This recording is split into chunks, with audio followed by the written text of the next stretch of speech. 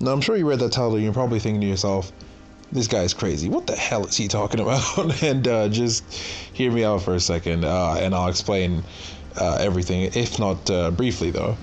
Yeah, this is JusticeSoulTuna with yet another Voice of JST edition. And one thing I've kind of noticed, and I kind of feel this personally, and I've noticed this happen frequently when it comes to either tournaments or things that happen online or even things that happen in casuals. And I kind of feel that even though people feel like it ruins the game or it causes imbalance and frustration and all that, yeah, all of I think some of these things do have validity, and I do think that they are a problem to a degree. I wouldn't say it ruins the game personally, but one thing I've noticed about characters that are quote unquote cheap or overpowered, like I don't mean like the ones that are just good in general and people like to complain about. I mean like the really bad ones, the ones that like when people discover how good they are, it really creates, like an uproar. I feel like these characters are hype. Like what I mean by hype, I don't mean hype in the sense that it's awesome to watch their combos, or it's awesome to watch like the way they play or the setups or anything like that, though it might be, but obviously not everyone agrees. But what I mean is like they generate hype, like when people manage to take down these characters that are just so good, people get excited because like they like to see this character, which might be incredibly challenging to fight against, be beaten in a very, convincing fashion. Or it might be when people discover a way with that character to completely flatten other people, like it really comes off as crazy. Like you really see that strategy and you see like, wow, that stuff is crazy. I mean, sure, given some time and given some repetition and given some, like a level of development for these characters, people might find it boring, people might find it annoying, frustrating, and then they'll say stuff like it ruins the game. I mean, granted, but I feel like to a certain degree, at least for a while in the beginning, like these characters can do some stuff that is just incredibly like sensational. It's so exciting and it really stirs things up a bit. I mean, like, for example, like level 3, level 3 X Factor Wesker, for example. Or obviously now like the one people think is really cheap is like Morgan or Zero or whatever. Or what about like Sackboy in PlayStation All-Stars Battle Royale? Like he was good for a while because he had this crazy thing where he could build up his level 3 so quickly, and like that made things quite interesting for a while. So, stuff like that.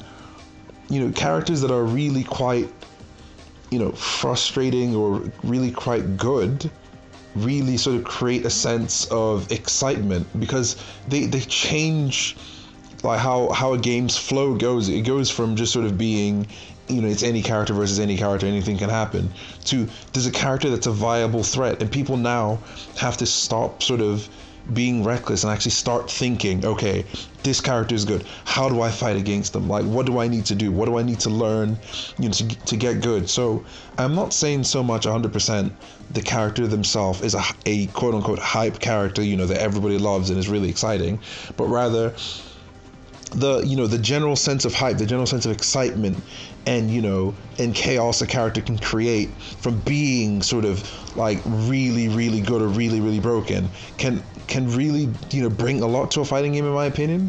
Because I personally feel that having characters that are good is fine, just normally good characters and characters that just are viable or whatever, that's fine. But I'm not one of the people. I'm not one of the people that would fuss over when a character is like really good, like like broken even or whatever, or cheap or whatever. I don't even like to use those terms. But when a character is like sort of obscenely good and can even be considered cheap or broken, overpowered or whatever, I'm fine with that, because to me, I enjoy the sense of challenge, the sense of, okay, well, there's this character now in this video game that is obviously incredibly strong, and I need to discover a way with my character, with my team, with whatever it might be in whatever game. I need to find a way with my character and with my current tools to overcome this character, or if my character can handle it, what character, in the roster can handle it, and I'll look around. If I use a character that can handle it, has different tools, like matchup experience and all that.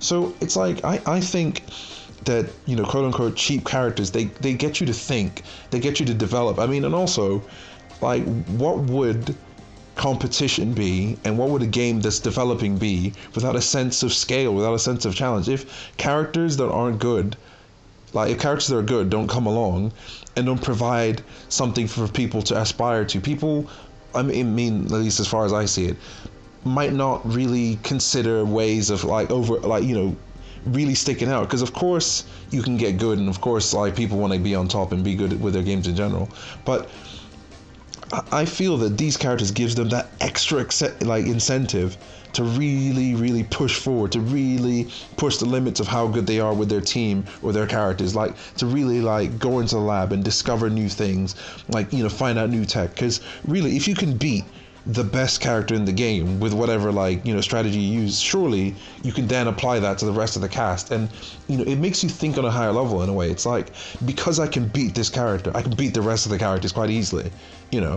It's like you develop anti whatever it might be, anti Wesker tech, Morgan tech, CS2 Noel tech, whatever it might be. You develop this sort of anti character tech that would just be so strong. So you get what I'm saying. It's like, so no, I'm not saying, once again, that the cheap character itself has something intrinsically hype about them, but having a character that is better than the rest, having an element in the game that gives people the drive to understand, to try harder, to figure out ways to overcome it, is all part of the challenge. And it's one thing that I really appreciate about fighting games. And even though some people hate it, some people think it ruins the game, some people believe in a fake balance that kind of exists, which I genuinely think doesn't.